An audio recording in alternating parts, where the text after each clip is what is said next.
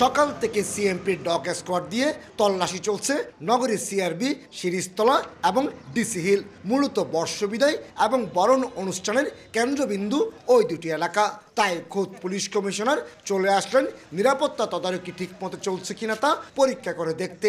নাশকতার সংখ্যা না থাকলেও কোনো রকম ছাড় দিতে রাজি নয় পুলিশ প্রশাসন। প্রতিটি ভেন্যুর জন্য একটি নিরাপত্তা ব্যবস্থা প্রণয়ন করেছি।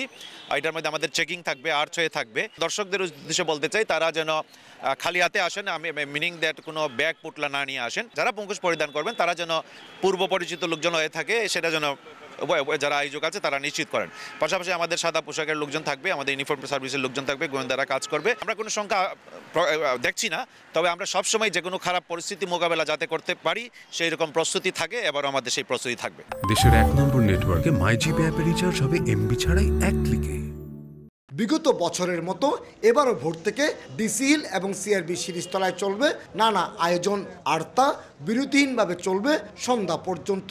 এসব আয়োজনে কয়েক লাখ দর্শনার্থীর আশা করছেন আয়োজকরা। আমাদের যে বিষয়টা আছে, চট্টগ্রামের যে সাংস্কৃতিক হিন্দু, মুসলমান, বৌদ্ধ, খ্রিস্টান এবং পাহাড়ি যে সংস্কৃতি আছে তার সমন্বয় সাধন এবং এলাকায় যে সাংস্কৃতিক সংগঠনগুলি আছে তাদের সম্পৃক্ত করা, এটা নিয়ে চট্টগ্রামে একটা টোটাল সাংস্কৃতিক কর্মকাণ্ডকে তুলে ধরা। সর্বোচ্চ নিরাপত্তা দিচ্ছেন আমাদের পুলিশ কমিশনার আছেন, ডিসি সাহেব আছে, সবাই সহযোগিতা করছে, সিটি কর্পোরেশন সবাই আমাদের সহযোগিতা করছে। কারণ এটাই চট্টগ্রামের প্রথম পয়লা বৈশাখ অনুষ্ঠান শুরু হয়েছিল, এখনও হচ্ছে। আমাদের ব্যাপক আয়োজন। এবার আমরা বৈশাখী অনুষ্ঠান সকাল থেকে করছি, আগামীবার আমরা বর্ষবিদায় এবং বর্ষবরণ দুটোটাই করব। তবে এইসব আয়োজনে দর্শনার্থীরা কোনো রকম ব্যাগ বহন না করার জন্য অনুরোধ জানিয়েছে সিএমপি।